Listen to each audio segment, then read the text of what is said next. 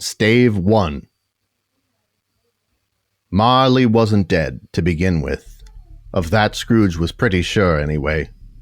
The scientists at Cryotech Industries had drained his blood and replaced it with some kind of green chemical, flash-frozen his naked body. Scrooge still remembered thinking how weird it was that he'd been business partners with Cobb Marley his entire life, the closest thing either of them had to a friend, and yet somehow in that moment, as he watched them saw the dome off Marley's frozen head and attach thousands of tiny wires to his exposed brain, Scrooge couldn't stop staring at Marley's dick. It wasn't a weird-looking dick, at least not in a way that anyone would have commented on. They're all kind of weird-looking. No, Scrooge was looking because he had the realization that he had never seen his old friend's dick before this moment. It seemed to speak to a level of emotional distance between the two men that he now wondered if he should regret. I wonder if I should have shown old Cobb my dick while he still had eyes to see it, he mused. Now Cobb was done seeing, done speaking, done hearing, done everything afforded to those who accept the bargain of mortality, of a finite life. His consciousness was uploaded into a small block of memory crystal that glowed with a pulsing blue light. It sat on the corner of Scrooge's desk. He picked it up and turned it over in his hand, wondering what Marley was thinking of. Was he happy in there? Was he lonely? Who cares, thought Scrooge as he lightly tapped the silver implant panel on his temple, releasing a small dose of neurobliss directly into his brain receptors. Would he be any happier if he was dead? Does it matter now whether my great-great-great-grandfather Ebenezer Scrooge died happy? Going around with a huge Christmas goose and singing with Kermit the Frog? He's dead, and nobody even remembers him now. Hey, Neza! In walked Fred, Scrooge's head of public relations. She was a short, bespectacled figure with a shock of bright red hair on the top of an otherwise shaved head. She wore a bright green cocktail dress, which was less of a stylistic choice and more utilitarian as her arms and legs had been replaced with large, dull gray robotic limbs.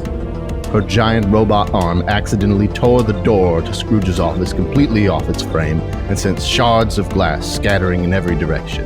Startled, Scrooge dropped Cobb's consciousness cube onto the floor and hurriedly scrambled to pick it up, stuffing it into his pocket. Huh? Oh, yes. Hello? Yes? Oh, sorry. Hey, how's the video game business? I've been out here telling everyone you're creating the hottest video game of the year. More and more, though, people are starting to doubt whether it's going to be any good. It's going just fine. What can I do for you? Oh, okay, well, I was just going to let you know that since you've demanded that all your employees aren't allowed to go home for Christmas Eve, that we're just going to take a little break tonight and have an office Christmas party. Just some beers and party games, you know. Oh, yeah, okay. Sounds good. Make sure everyone clocks out. Ebenezer Cargill Macmillan Scrooge V paced his office, his eyes scanning the work pods below. Suddenly, a notification popped up in Scrooge's cerebral implant. Computer interruption in neural activity in pod 309G. 309G? Who's in control of that pod? Computer, who is in supervision of pod 309G? Work pod 309G, like all other work pods, are under the supervision of only one human supervisor, Devin Cratchit. Records indicate that you are projecting a release of a AAA video game before the holiday sales quarter without sufficient oversight. Should I assign more supervisors to oversee the work of WorkPod coders? Absolutely not. On the contrary, I think it's time I paid the coder in WorkPod 309G a visit. Scrooge stormed out of his office and marched down a row of futuristic WorkPods.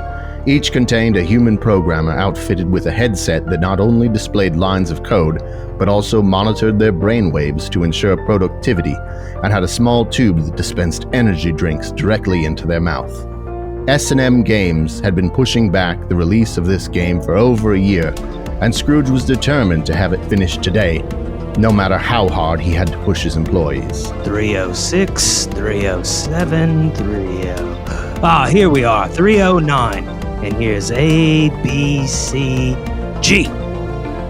Scrooge planned to pillory this unprofitable sluggard, to rain down fire and brimstone upon this enervated dog's body.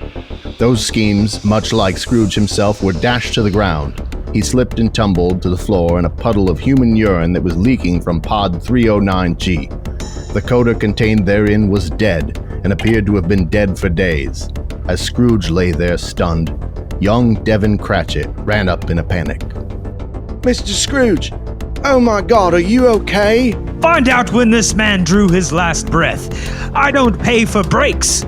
Cratchit scratched the metal dome atop his cybernetically enhanced head and carefully adjusted the focus of his large robotic eyes, taking careful notes on a clipboard as he surveyed the dead coder trapped inside work pod 309G. These are billable hours, people. I'm not paying you to roister about. Back to work. We have deadlines to meet. Scrooge struggled back to his feet but immediately slipped in the piss again. There was a loud crack as his head caromed off the cold tile floor a second time, much harder. It sounded like the fruit of a coconut palm being riven asunder upon a blunt stone. Several of the coders peered out to investigate what the source of that gruesome noise was. Keep those helmets on, you jackanapes! As Scrooge lay there in a cold puddle of dead coder piss, his vision began to blur, and a halo of darkness closed in. He heard Cratchit open the work pod, and a deluge of more pee and even some turds poured out onto his head. There was a tightness in his chest, and his ears started to ring. My heart! My cold black heart! As Scrooge's consciousness faded, he lay in total darkness. For the first time, he noticed the sound of thousands of coders all silently hammering away at their keyboards. It was deafening, like a million bees with tiny jackhammers all crowding into his ears. He imagined his ears were a Best Buy, and these bees were all trying to get the biggest Black Friday deals of the season. For some reason, they used jackhammers as money, and the blood that leaked from his ears was their version of a 55-inch Insignia 4K smart TV. He began to wonder who these bees were buying giant televisions for. Was this actually Christmas shopping? Were they going to wrap up these blood TVs and put them around a little bee Christmas tree? Before he could find out, he found himself suddenly transported to a gray room with no windows and no exit.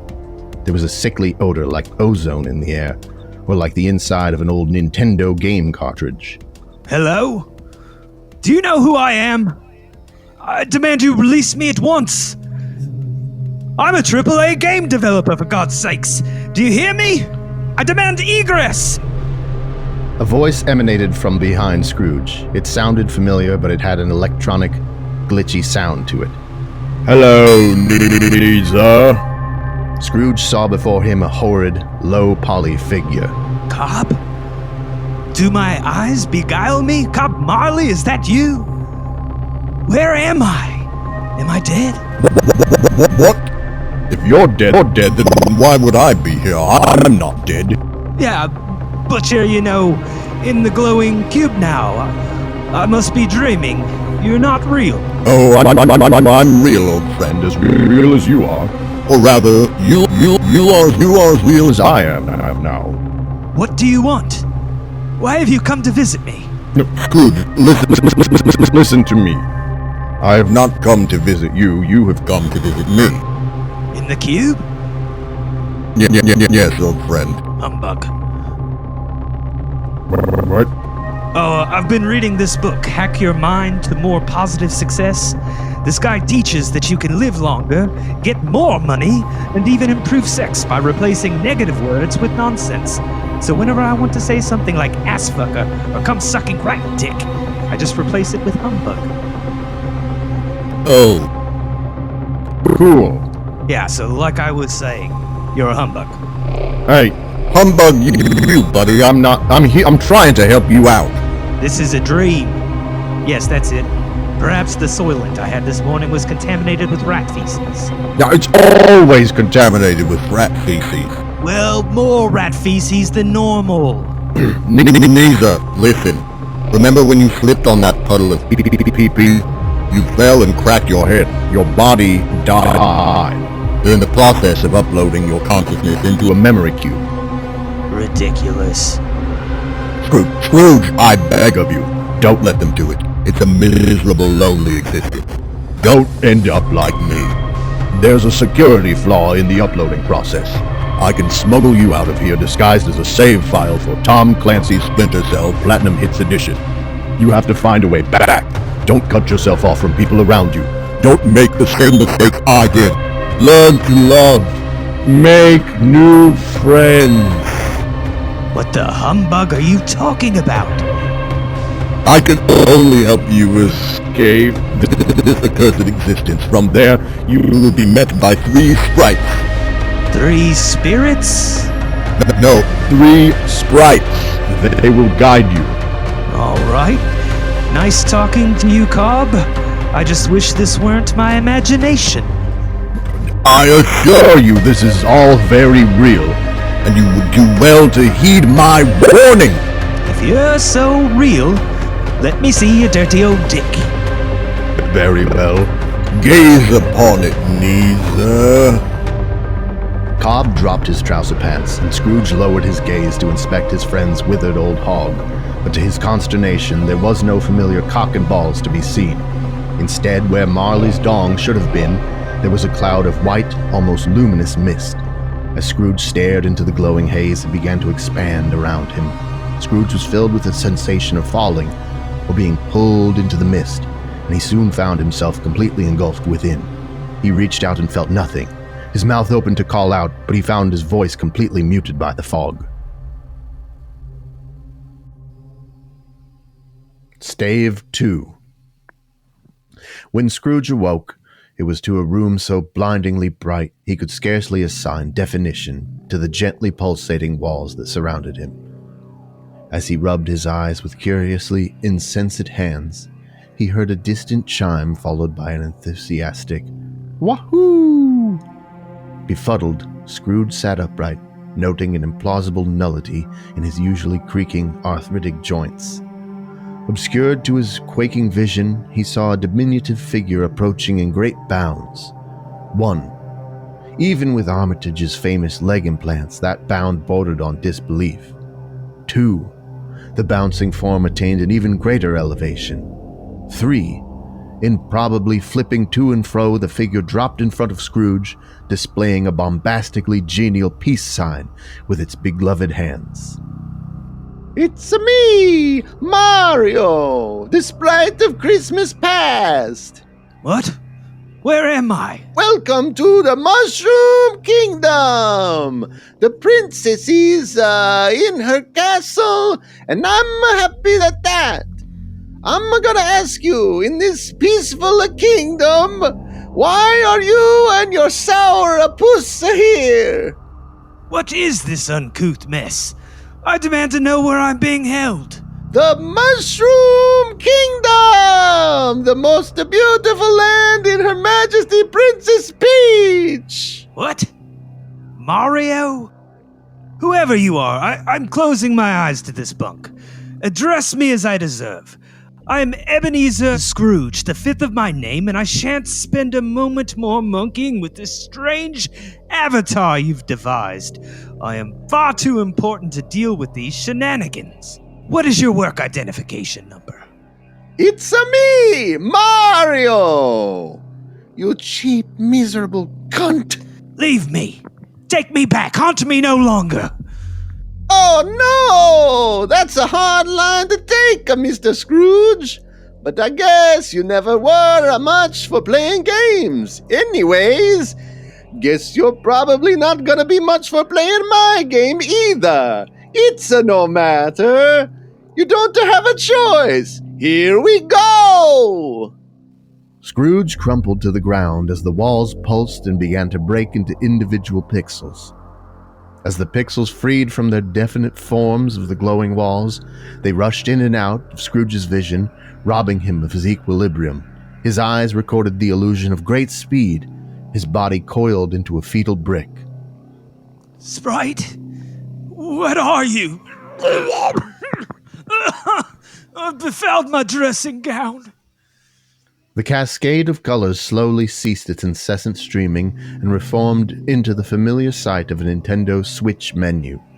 Wiping the excess effluvia from his ever-sinking visage, Scrooge watched as a cursor began ticking through the rudimentary menu icons that had appeared before him.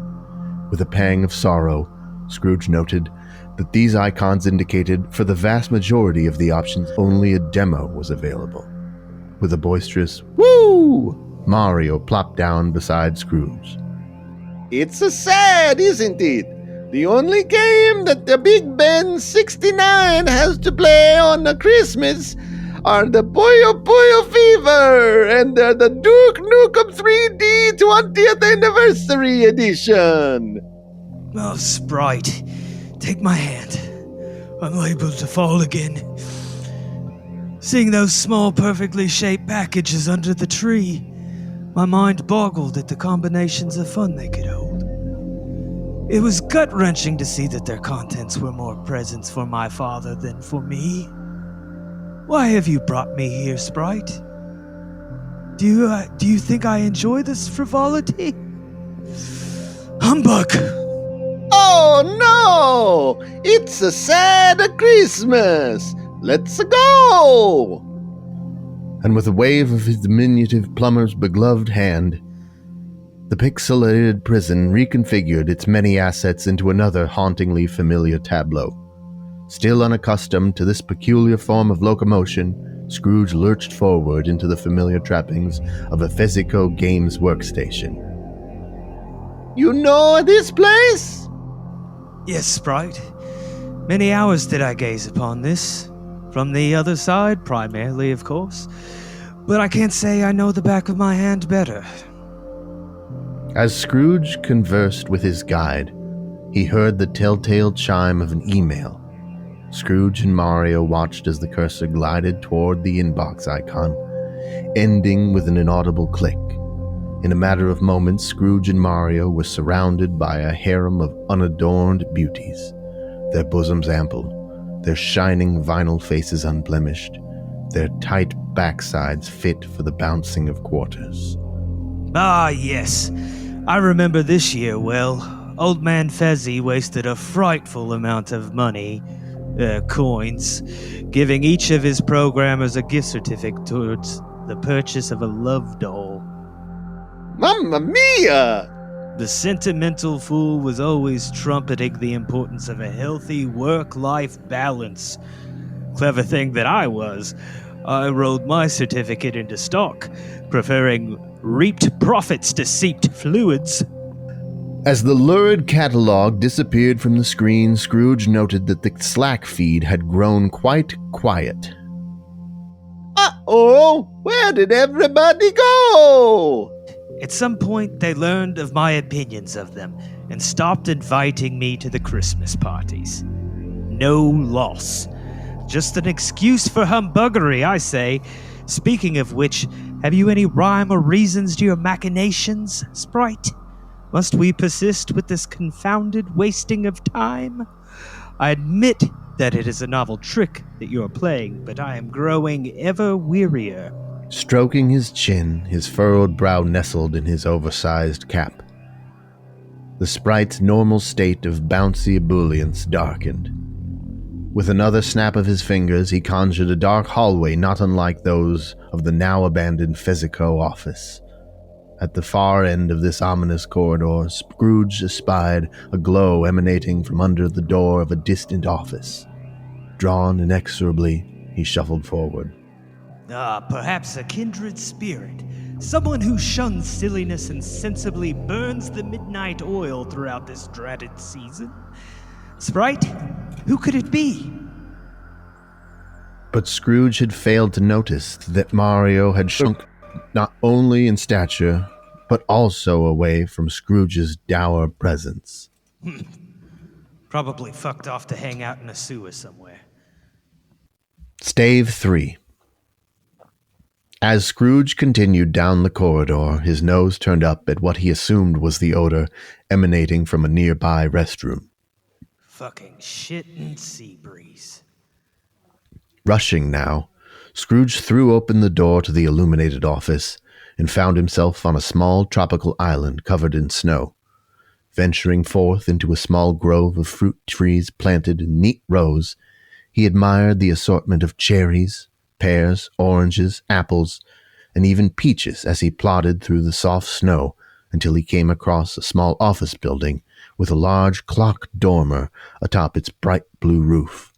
He opened the door and stepped inside to discover a small, cherubic raccoon in a tasteful Hawaiian shirt seated at a little desk. Hello, friend. Welcome and happy Toy Day. Toy Day? That's right, friend. Happy Toy Day. What is this place? Who are you? One question at a time, friend. This is the S&M Games office intranet. Here we can exchange ideas, have a conversation, or even share memes. It's not as big as the outside world, just a tiny island where all your employees can make work a little more fun. Sounds like a waste of valuable time, if you ask me. Ho, ho, ho, ho. My goodness, no. Listen, friend, we're not unlike you and I. We are both men of business. But here we understand the importance of making work fun. Here we share and share alike, and place as much importance on leisure as we do labor. What's Toy Day? It's like Christmas, I guess. Why not just say Christmas? Because I'm Japanese. I don't know what Christmas is. Couldn't you just say it's because you're a raccoon? Oh, ho, ho. On the contrary, my friend, I am a tanuki. It's like a Japanese raccoon, but I have giant magical balls that make me very good with money. Check it. The small raccoon climbed atop his desk to reveal a massive scrotum with two huge throbbing testes inside. Okay. I still think it would be easier to go with Christmas. The little raccoon held his giant nutsack with both hands and shook it at Scrooge. Oh, come on. Are you kidding me? Look at these fucking balls. It's Toy Day. Well, Toy Day or Christmas, I don't give a flying humbug. It sounds like an excuse that's costing me valuable time and money. Oh, no, no, no, my friend. A worker who's happy is a worker who's healthy, and a worker who's healthy makes his company wealthy. Trust me, I've got magic money nuts. Okay, I'm aware of the giant money balls. Let's just consider that premise as accepted and not bring it up anymore. Very well. Let's go explore what some of your employees are doing with their free time. With that, he tucked his huge nods away beneath his Hawaiian shirt and headed out the door. Scrooge followed as the raccoon man pole vaulted over streams and used a ladder to climb up rocky cliffs. Without the same tools, Scrooge was forced to just stand on the other side like an idiot until the raccoon man was out of sight, and then he would just teleport in a blink and find himself caught up, as if by magic. Finally, they arrived at the little cottage. There was a curl of smoke rising from the chimney, and a crude wooden sign in the front yard read, "Employee Break Room." Excellent. Let's tell these gold brickers to get back to their work pods. Oh, ho, ho. Sorry, friend. I'm afraid all we'll be able to do is peek in on them. We cannot interact. Fine. I'll take notes and dock their pay accordingly. Jesus, dude. Just relax. So you can't say Christmas or not talk about your nutsack, but you'll throw around the name of Jesus? Who are you all of a sudden? Billy Graham? The door opened with a creak, and inside sat a dozen S&M Games employees. There was Fred with her familiar robot limbs, dealing a stack of black and white cards to everyone seated at a large table. They all silently read the cards and giggled to themselves. Okay, kids, you know how this game works. I'll read the prompt from this card, and then you all submit one of your cards as an answer. the one I like the most wins. Here we go. Something you never want to hear your partner say during orgasm. The table erupted in laughter before each player carefully selected one of their cards, sliding it across the table face down. As Fred picked up each one, she chuckled to herself, sometimes shaking her head in mock disapproval. Finally, when all the cards had been submitted, she stood and read aloud. Okay, so the prompt is something you never want to hear your partner say during orgasm. And here are the answers. My name is Scrooge. I'd rather be getting fucked by Scrooge's disgusting jaundiced cock. Hand me my phone. I need to look at pictures of Scrooge while I bust. I'm your dad, and my name is Ebenezer Scrooge, and we're having gay incest. Here comes the Scrooge splooge. And okay, I'm done now. Scrooge, it's your turn. What? What game is this? How could those answers make sense in any other context? I'm gonna go with here come the Scrooge splooge. Who was it? Barclay? Barclay, you sick fuck, I should have known! A young man with a mohawk and a lower jaw made of polished steel laughed and high-fived others at the table as Fred produced a new card. Okay, here's your new prompt. Something you've always wanted to see Scrooge do. Is this game all about me? How is this possible? Take a look, friend. Cards Against Scrooge? It's called Cards Against Scrooge? I'm afraid so, yes. Where did they get this? It was on Kickstarter. All right. Something you've always wanted to see Scrooge do. And the answers are die, drop dead, die, drown in diarrhea, die, and Whoopi Goldberg. This game makes no sense. Yes, it's a terrible game, but it was crowdfunded in less than 12 hours. People don't seem to care if it's any good so long as they can dump on you, I'm afraid. All right, you sickos, I'm seeing a pattern here, but on this one, I'm gonna have to go with the most original and say the winner is Whoopi Goldberg, because I think it would be kinda hot, and also because in spite of what a fucking knob Scrooge is, it's the holidays, and I'm trying to be a little kinder and more forgiving. So here's to Mr. Scrooge. May he not die, and may he get to have sex with Whoopi Goldberg. I've seen enough. Surely I have some loyal employee who isn't lollygagging around on my dime today. Show me that. Very well, friend. Come this way. Scrooge followed his little guide to a small snow-covered tent on the beach. A merry campfire burned outside while the sound of a keyboard tapping came from within. The small wooden sign posted in the sand read, Devin Cratchit, Project Supervisor. Cratchit? Bah! I'm surprised he's taking a break from fretting over my lifeless body long enough to get any work done. And to think I pay him almost $1 more an hour than a low-level coder. Let's take a look at how your most loyal worker is spending his Toy Day Eve. Inside the tent, Cratchit sat cross-legged on a small rug. His metal-domed head and giant goggle eyes glowed in the reflection of 2 computer monitors. Lines of code scrolled past at an incredible rate as he continued typing. A small notification box at the top corner of one screen silently alerted Cratchit of an incoming video call from his son, itty-bitty, teeny-weeny little Tim. Cratchit answered the call and then minimized the video chat window to a tiny corner of the screen no larger than a postage stamp.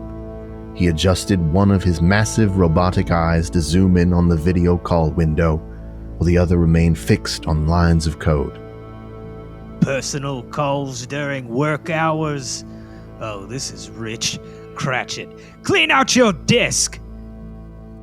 Again, he can't hear us, friend. All we can do is peek. Itty bitty teeny weeny little Tim, how are you, my son? Good, Father! I was just wondering when you would be arriving home.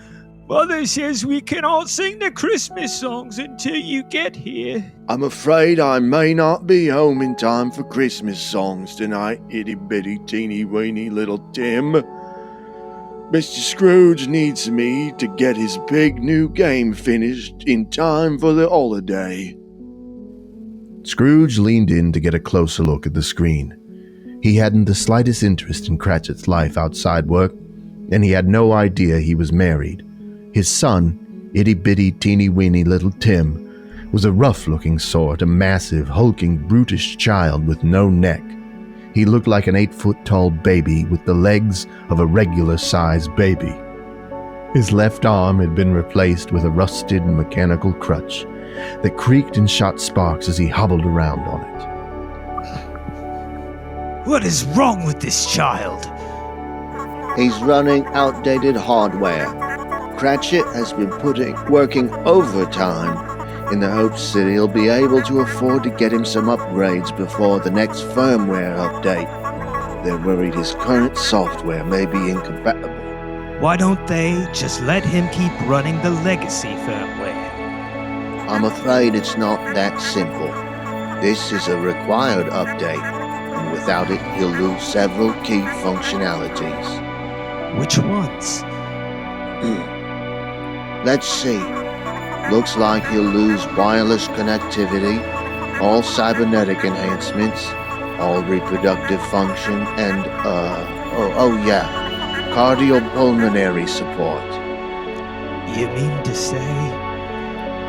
Yes, I'm afraid so, friend. It's a real shame, too. You should see the size of that kid's balls. They make mine look like a couple of hazelnuts. I mean his heart. Oh, yeah. That stuff, too. Pretty much everything. Let's away, Sprite. I've seen enough. The raccoon man took Scrooge by the hand and led him to the top of the tallest plateau on the island. There stood a small wooden building with a sign that read, Cleaning/Janitorial Supply Closet. What is this place? What could you possibly have to show me here? Just come with me, friend. One last stop before you go. Scrooge followed into the room, as dark as pitch, so dark he could not see his own hand in front of his face. He heard a scuffling sound and what sounded like a bucket being knocked over. Suddenly a light bulb was switched on. Scrooge was standing in a large supply closet lined with shelves of cleaning fluids and vast stores of toilet paper and towels. His raccoon guide sat opposite the room on the edge of a large utility sink. Between them, two employees groped at each other, kissing in passionate embrace. One of them was dressed like a cowboy, with a large metal hat. His hands had been upgraded to powerful steel clamps.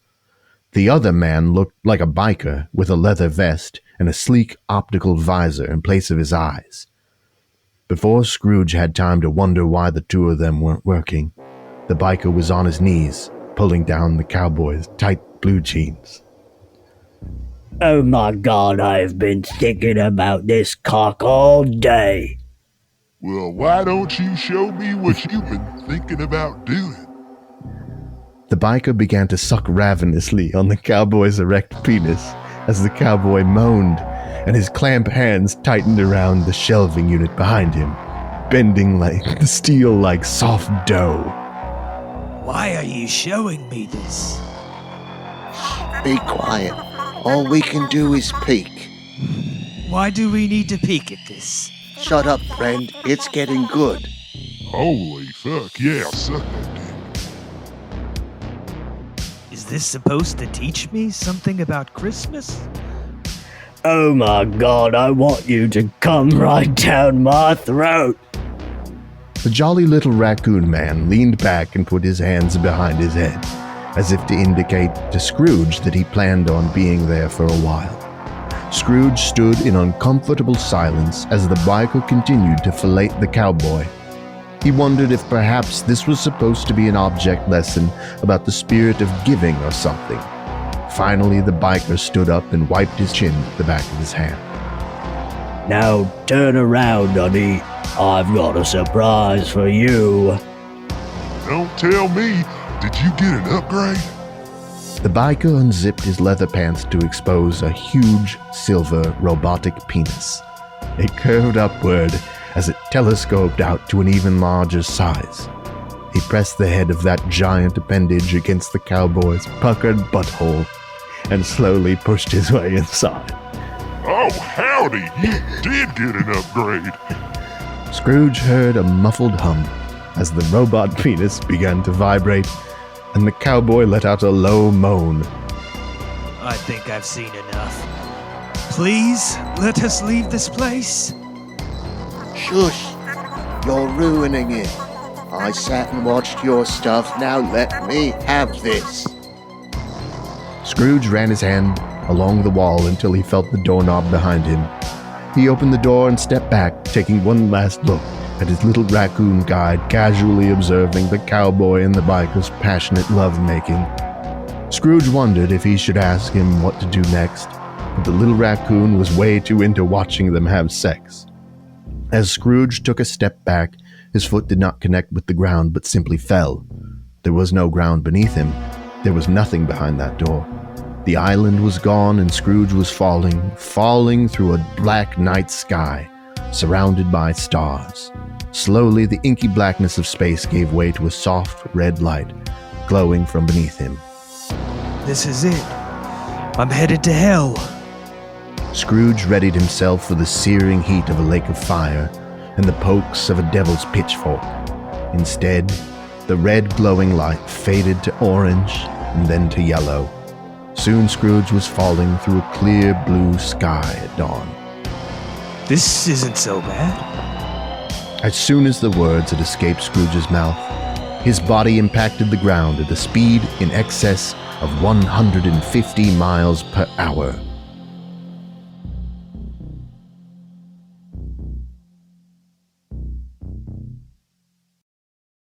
Stave 4.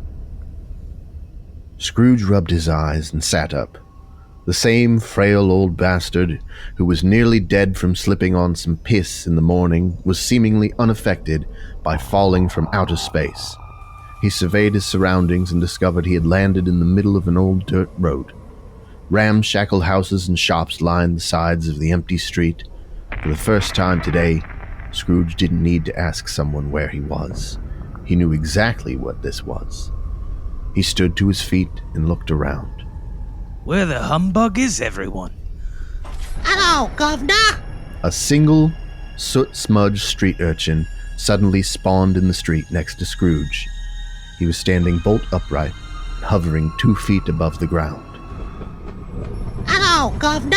Can you please tell me where everyone is? Hello, Governor! Scrooge approached the little urchin, who turned to run away. His legs ran, but he simply hovered in place. After a moment, he teleported 10 feet away, now waist-deep in the dirt road. Hello, Governor! Scrooge ran toward the filthy little boy stuck in the road, and suddenly he disappeared. At the same moment, Scrooge's surroundings, the dirt road, the brick and shingle of the buildings, became smooth and textureless. Everything then blinked out of existence, and Scrooge was standing on invisible ground, surrounded completely by blue sky. A few seconds passed, and the road reappeared, followed one by the buildings. Oi, you there! Scrooge spun on his heel to see who spoke and found a constable standing directly behind him, where there had not been one before.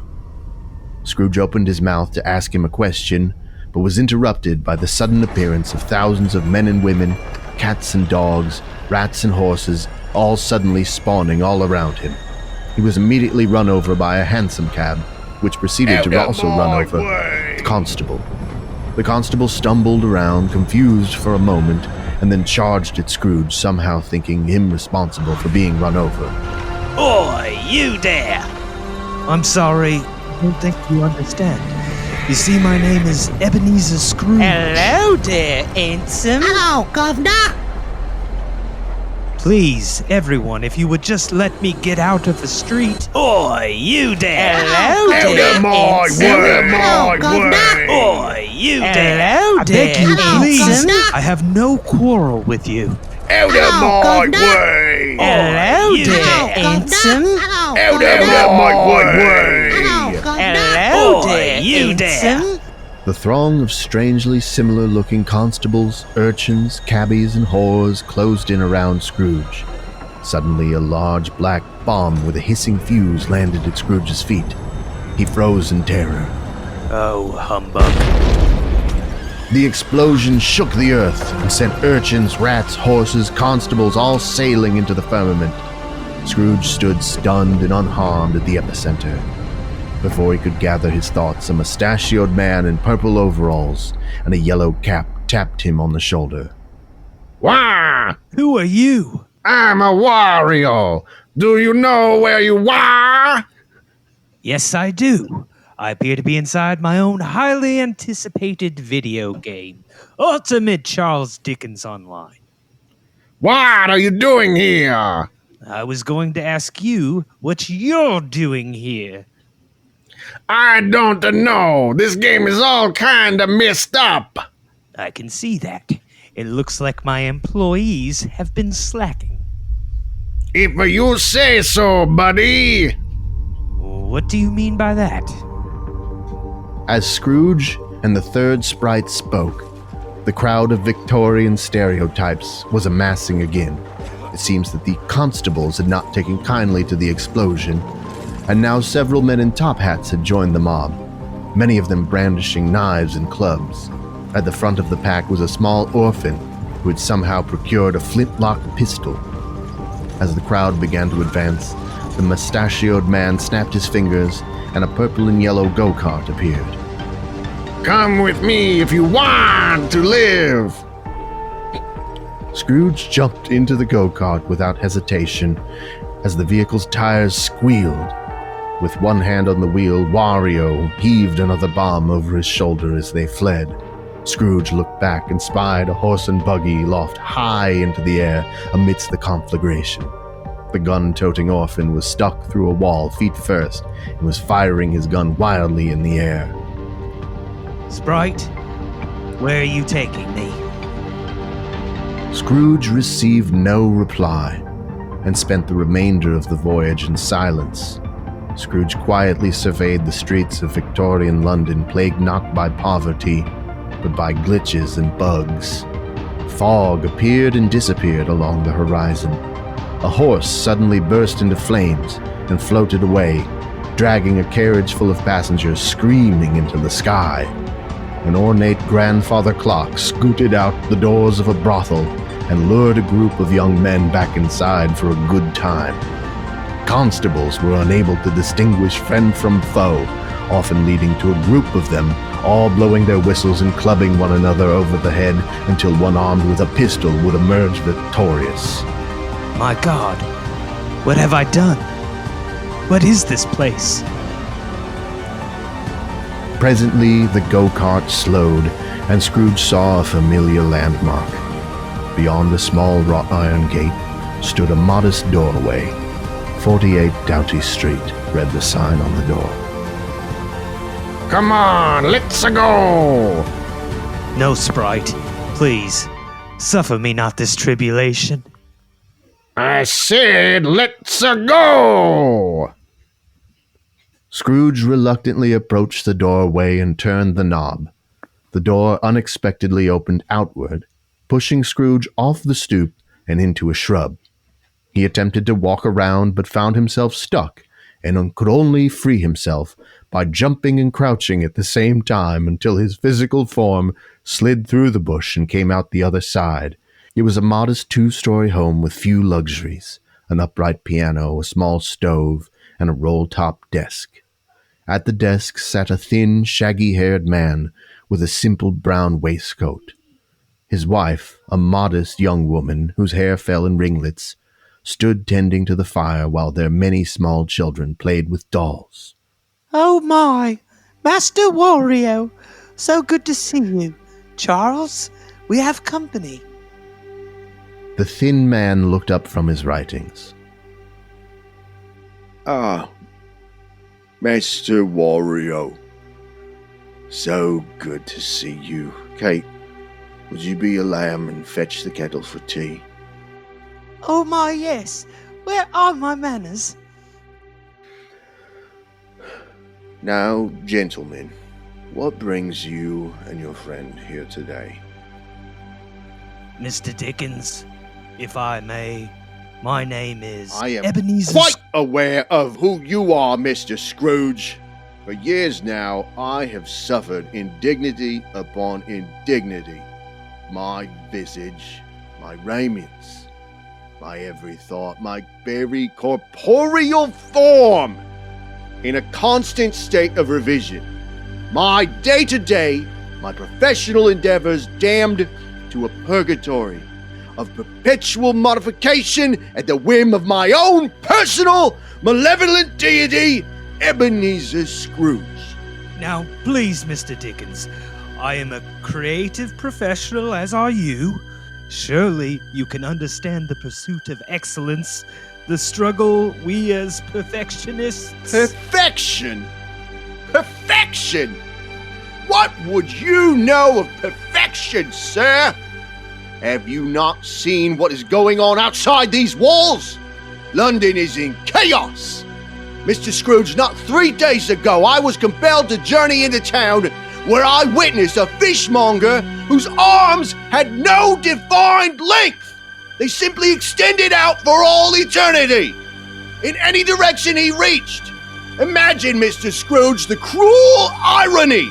Barrels of fish directly in front of him, and yet his hands were traveling off into some theoretical space.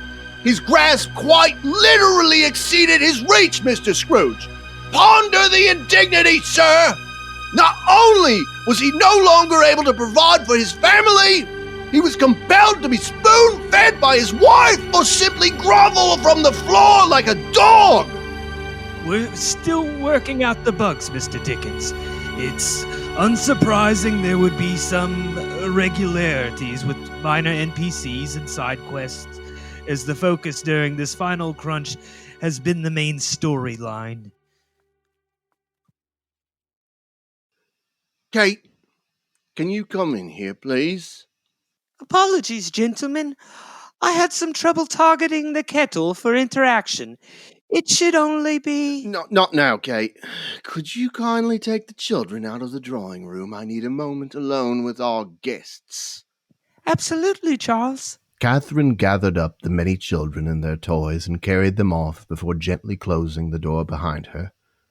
Charles Dickens placed the cover on his inkwell and quietly rose from his desk.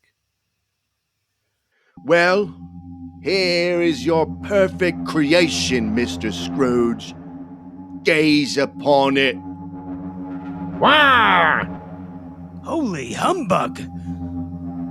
Charles Dickens stood before them, bathed in the light of midday as it shone through the drawing room window, rendered in perfect lifelike detail from each hair on the top of his head to the very laces of his boots. And right in the middle, for no reason, was his flaccid, uncircumcised penis. His trousers were not unfastened. They were firmly attached to suspenders, and beneath those he wore a full union suit. The fabric showed no signs of wear or tear and had no holes. His penis simply moved through the fabric of his pants, the way a ghost might pass through a wall. Here I am, Mr. Scrooge, your most wondrous creation, who, for some unfathomable reason, always has his todger hanging out of his breeches. Ah!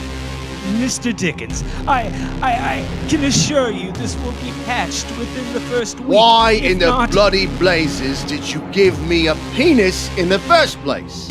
I live in Victorian England, Mr. Scrooge. I don't even bathe naked. Did you know I have 10 children? 10 fucking children, Scrooge! I'm not even sure how my wife keeps getting pregnant. Nobody knows, because this is the 1800s. Do you know what birth control looks like in my time? I pushed a large bookcase between our beds. And it's ruining our marriage, Mr. Scrooge. She accused me of fucking her younger sister. And I'm not one for playing victim, Mr. Scrooge, but I quite literally cannot keep my dick in my pants. I will admit that giving you a penis may have been a mistake. But in my defense, as a storyteller, I strive for detailed, accurate realism. Well, Mr. Scrooge, let me say, as one of the most celebrated novelists of all time, that detail and realism only serve a story insofar as they advance the narrative. And if I, or you, or anyone else out there were to devote their creative energies to writing an entire story where, for no discernible reason, the author or authors make constant diversions from the plot to begin depicting in great detail the penises and balls of their characters, that would be a terrible story, and whoever wrote it would deserve to never find success as a writer. Ebenezer Cargill Macmillan Scrooge V stood in stunned silence for what seemed like an eternity. Charles Dickens stood with clenched fists, his face still livid, his chest heaving up and down as his flaccid member gently bobbed and swayed through his pants.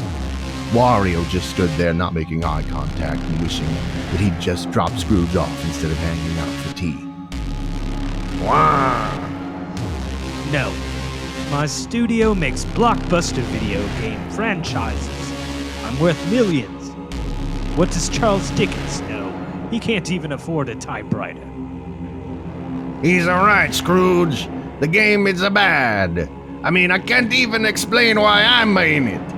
No. This is just how the industry works now. The consumer understands this. Wario, show it. Show me what? I don't wanna. We have to. I demand to know what you're talking about. Okay, but it's no good. Scrooge and Dickens climbed onto the back of Wario's go-kart, and together the three men headed downtown. They came upon a corner where a young urchin stood, holding a stack of newspapers. XG, read all about it. Early reviews say Ultimate Charles Dickens Online is the worst game in history. Let me see that. Oi, guy. Fancy wheelbarrow you got there. What are you? Some sort of gang of nonsense? I'm sorry, I don't understand. Oh, well, this one's got his bill end hanging out, and that one's just like one of them circus homosexuals. The paper, please. Right you are, Gov, there you go. Scrooge held the newspaper. Across the top, in bold lettering, the headline read, Charles Dick Outs. He leaped from one page to another. Every headline, every story in the paper was a review. All of them were deeply, deeply negative. The closest thing to a positive review was a headline that read, Ultimate Charles Dickens Online's warped out fishmonger is pure nightmare fuel, parenthesis, and we are here for it. No, it can't be. Have I wasted my life? Has this all been for nothing? Not just your life, Scrooge.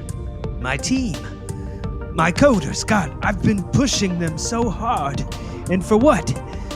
Nothing could have saved this game. What was I thinking? What's the point of it even? Are there missions? Beats me, I've just been sitting in that house with my dick out doing nothing but writing novels for the last 3 years. Please show mercy, Sprite. Please tell me these reviews are just for the pre-release. These words are not written in stone, right? Sorry, pal. No, I must get back. It's not too late. I have to tell them they can go home. They're trapped in the work pods. As Scrooge stood holding Wario by his purple overall straps, he saw the portly little man's eyes shift focus to something behind him. The town was erupting in chaos. An orphan had somehow clipped out of the map and was now towering 70 feet tall in the skybox.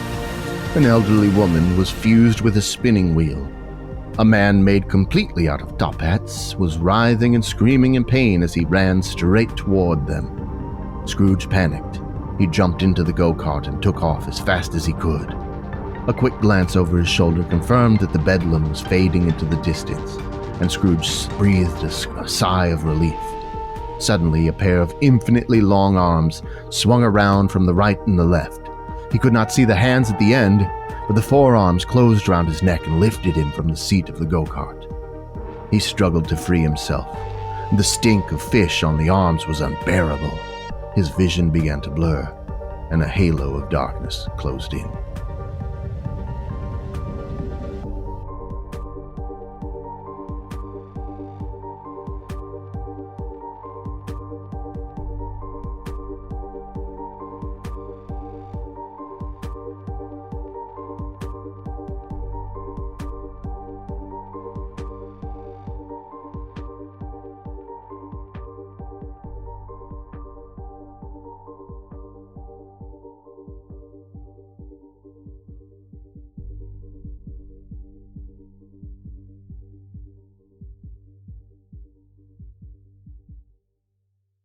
Stave 5. Within the darkness, Scrooge espied the jolly bulbousness of Devon Cratchit. However, Scrooge noted that his surroundings were not those of S&M Games, but rather an expansive, nearly empty hangar. Slightly befuddled, Scrooge attempted to clear his throat. Instead of the familiar rasp and expulsion of so much lung butter, he found the muscles in his throat had seized, or rather, didn't seem to be there at all. In a vain attempt at gasping for breath, Scrooge placed his hand upon his chest, hoping to feel the swelling of lungs against his withered rib cage. His concern turned to panic. Scrooge noticed his underling cautiously tapping at his forehead. He spoke as if far away. Boss, are you awake? Can you hear me? Don't freak out, everything is fine. Indeed, Cratchit's proclamation seemed to be true. Scrooge noted that his inability to draw breath was not accompanied by the usual lightness of head or the franticness of thought. Devon, dear me, are you a sight for sore eyes? Why, pray tell, am I vexed by this curious shortness of breath? Well, boss, you had a real tumble, and the doctors had a devil of a time with you. They said you were a miserable, wheezing sack of stuff and really ought to be dead already, and that was before the considerable brain trauma. Yeah, what I'm getting at is, well, the only way that they could save you was to download your consciousness into, well, a receptacle of sorts. It really was the only option, you see. His eyes, or rather his ocular nodes, adjusting, Scrooge noted the sizable discrepancy between the arm, or rather the laser cannon that rested on his chest, or rather biomech exoskeletal front plate, and his comparatively small and quivering underling. He was, to put it lightly, big and bad as fuck. I say, Cratchit, how much did this, receptacle set me back? Well, boss, considering it was a highly experimental procedure, and the fact that 40-foot tall biomechs don't come cheap, almost everything you had. As Cratchit steeled himself against what he thought would be an unceasing barrage of recrimination and laser blasts, he noticed his employer behaving in an unquestionably strange manner. Hello.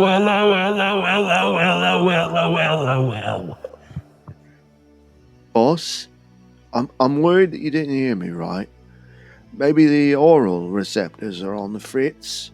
No, Devon. I heard you quite clearly. I merely found it mirthful, your expectant cowering. I suppose I could give you a spirited boxing of the ears, but there'd be nothing to box with if you hadn't made such a bold decision. Well, it is true that some members of the board wanted to, pull the plug, so to speak. And it is true that they nominated me for a promotion. But it just didn't seem right to do that. Not on Christmas, sir. Yes, I guess it is Christmas. You have humbled me, Devon. I scarcely deserve your devotion, even on Christmas. Boss? Oh, I really think they crossed the wire somewhere. Hogwash! Come along, Devon.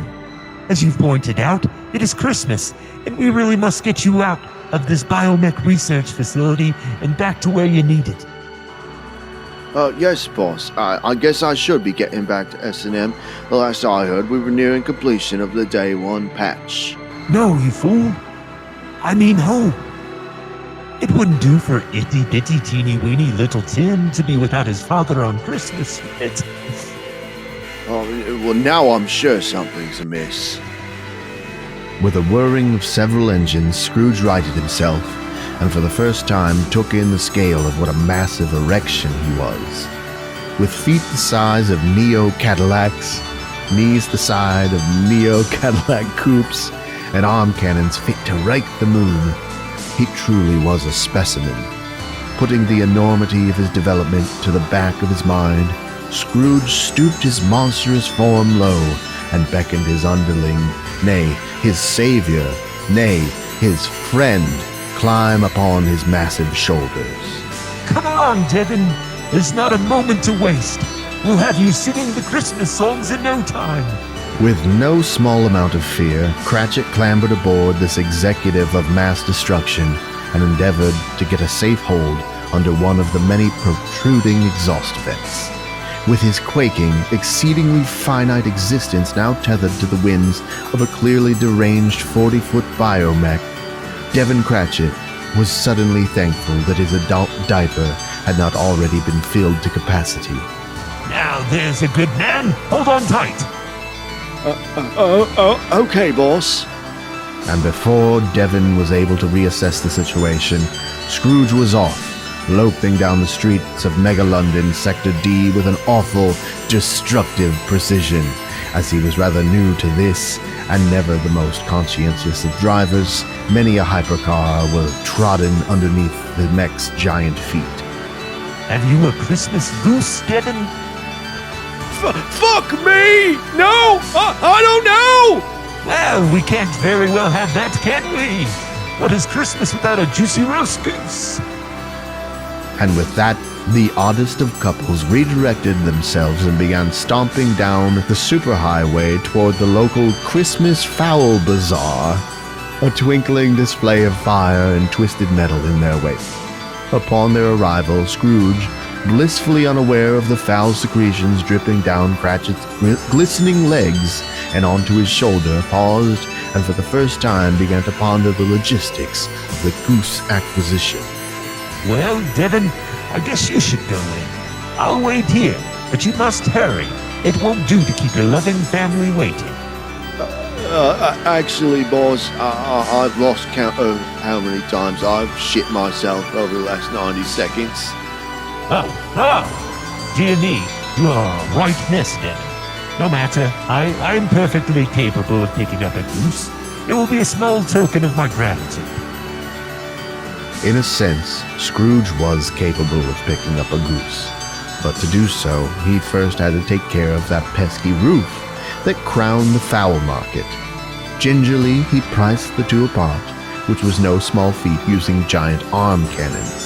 Stooping low, he addressed the denizens of the market. My name is Ebenezer Cargill McMillan Scrooge V, and I would like to purchase all of your roast geese on credit. Please load them into my cannon. The bustling clerks of the market set about fulfilling the request with a fervor that suggested that they thought their lives may depend on it, and before much time had passed, the hollow expanse of Scrooge's arm cannon was positively packed with roast, crackling bird flesh. Thank you all. Your service has been absolutely exquisite. With great care, Scrooge replaced the roof of the market, thinking to himself that he was really getting the hang of this. Satisfied, he turned to his compatriot, failing to notice the roof crumbling and the market's destruction in a cloud of debris. Now, Jeff, I fear we've tarried too long. Let's see what this baby can do. With an explosion of molten jet fuel, the rocket thrusters in Scrooge's feet fired, hurtling the two skyward. Unused to the power of rocket feet and the ungainliness of carrying 1,000 roast geese in a giant tube, Scrooge nearly immediately lost all of his delicious roast plunder. Indeed, the streets of Mega London were met with a veritable hail of bird carcasses. Oblivious, Scrooge zeroed in on the humble Cratchit abode with his onboard targeting system, and in 2 shakes of an electric lamb's tail, the two were standing before an only slightly more dilapidated than usual slum. With his newfound easygoing nature, Scrooge noted the curious loss of ballast in his maiden flight. Would you look at that, Devon? There is still 1 goose left. It appears we fed all of Mega London a goose dinner. How extraordinary! But I shan't keep you. You really must be going. Though Cratchit did have some trouble loosening himself from the frozen fecal matter that had affixed him to the shoulder of his rocket-powered boss, he was, all the same, grateful for it, as it had allowed him safe passage on this rather precarious excursion. Climbing down in the throes of an extreme case of hypothermia, Cratchit found the flight impulse a smidgen stronger than his wish for death. Thank you, boss. Merry Christmas. And in a flash, Scrooge had blasted off, ready to inflict good cheer and bonhomie upon a world that simply could not weather it.